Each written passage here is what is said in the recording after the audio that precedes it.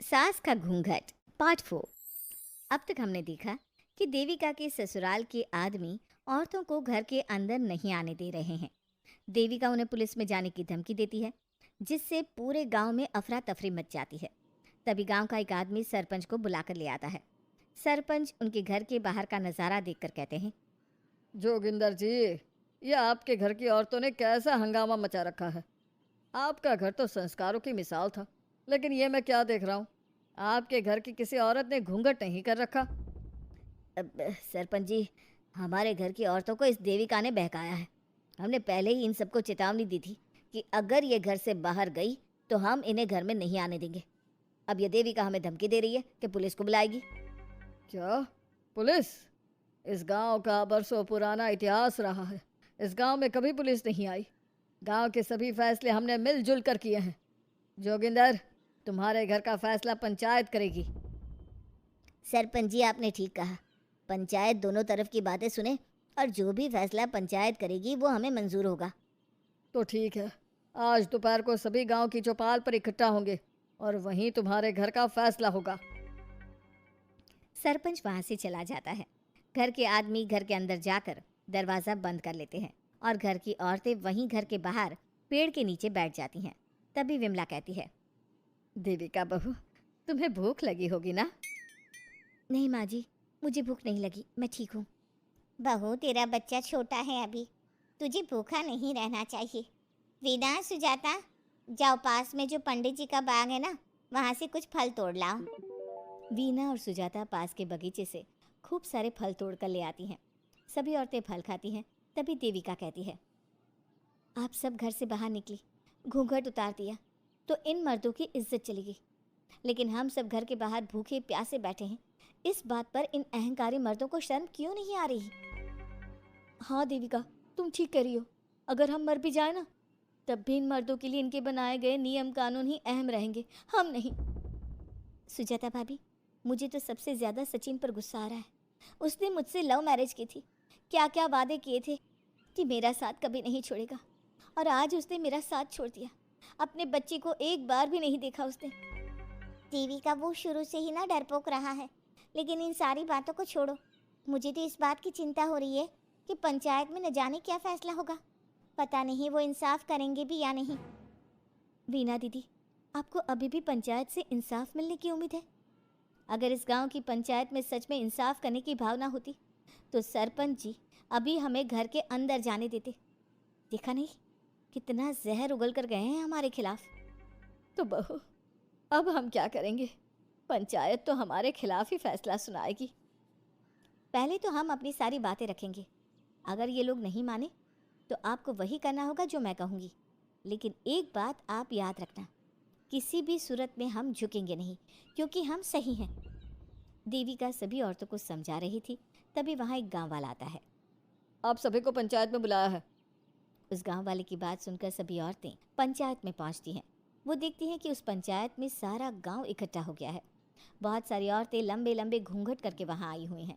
तभी पंचायत की कार्यवाही शुरू की गई और घर के आदमियों से पूछा गया कि वो घर की औरतों को घर में क्यों नहीं रखना चाहते।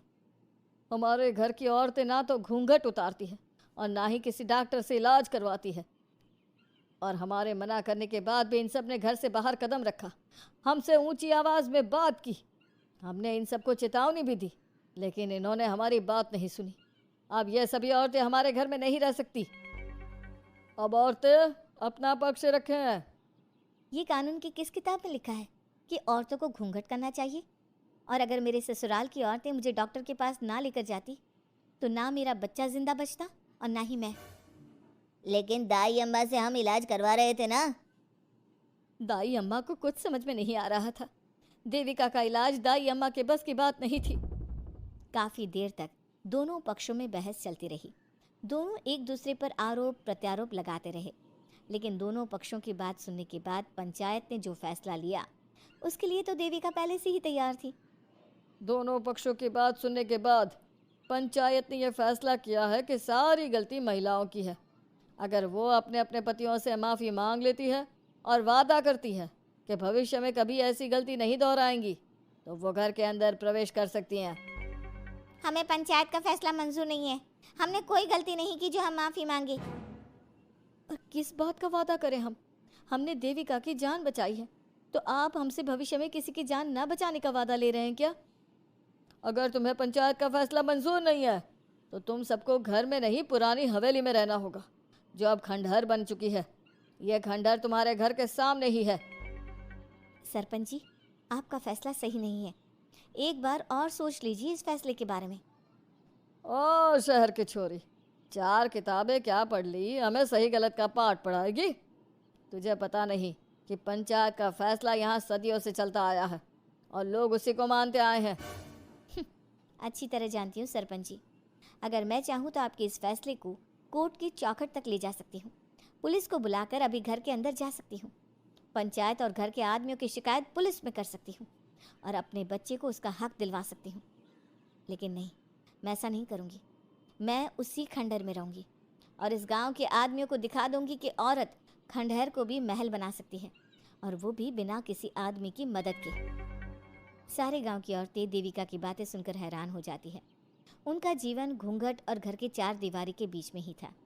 कोई औरत अपने हक के लिए पंचायत से भी टकरा सकती है, ये बात उन्होंने पहली बार सुनी थी। अब देविका घर की औरतों के साथ खंडहर में चली जाती है। माँ जी, ये खंडहर तो काफ़ी पुराना है। भाभी, खंडहर पुराने ही होते हैं। मुझे तो डरावना भी लग रहा है।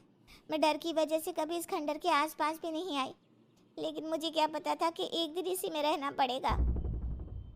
ये तो टूटा फूटा भी पड़ा है। माँ जी, एक काम करते हैं, ये खंडहर तो काफ़ी बड़ा है, इसलिए एक हिस्से की साफ सफाई करके उसे ही रहने लायक बना देते हैं। बाद में धीरे धीरे पूरा खंडहर ठीक कर लेंगे। हाँ बहू, तुम ठीक कह रही हो। विमला भाभी और मैं इस खंडहर के टूटे हुए हिस्सों पर मिट्टी और ईंटें लगा देते हैं। सुजाता और विना, तुम साफ सफाई कर लो। सभी औरतें मिलकर खंडहर के एक हिस्से को सुधारना शुरू कर देती है और काफ़ी देर तक मेहनत करने के बाद वो उस हिस्से को काफ़ी हद तक अच्छा कर लेती हैं। और इसी तरह रात हो जाती है। सभी औरतें बैठकर बात करती है। माँ, हमने इस खंडहर को घर तो बना दिया है, लेकिन ये घर चलेगा कैसे? हाँ माँ जी, मैं भी यही सोच रही हूँ। और हम सब तो बड़े हैं, गर्मी सर्दी भूख कुछ भी आसानी से बर्दाश्त कर सकते हैं। लेकिन देविका का बेटा बहुत छोटा है, उसे तो हमें अच्छी तरह से पालना होगा ना। मैं भी यही सोच रही हूँ कि आगे हमें क्या करना चाहिए। कम्मू और मैं मिलकर मिट्टी का चूल्हा और मिट्टी के बर्तन बना देते हैं। कुछ दिन के लिए खाने का इंतज़ाम भी हो जाएगा, क्योंकि यहाँ पर खेत और बाग बगीचे आसपास ही हैं, कहीं से कुछ भी ले सकते हैं। पहले आप मुझे ये बताइए कि आप सब लोगों को आता क्या है? मतलब कोई ऐसा काम जिसका आपको शौक हो, जो आपने बचपन से किया हो। बहू, तेरी दिमाग में चल क्या रहा है? माँ जी, बहुत कुछ चल रहा है।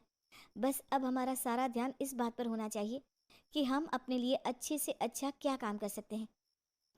आप सब हिम्मत से और समझदारी से काम लो, फिर देखना हम इस खंडहर को भी महल बना देंगे। इसके लिए सबसे पहले हमें आत्मनिर्भर बनना होगा। देविका सभी को समझा रही थी, तभी उसका बेटा रोने लगा। उसने अपने बेटे को गोद में उठाया और उसे चुप कराने लगी।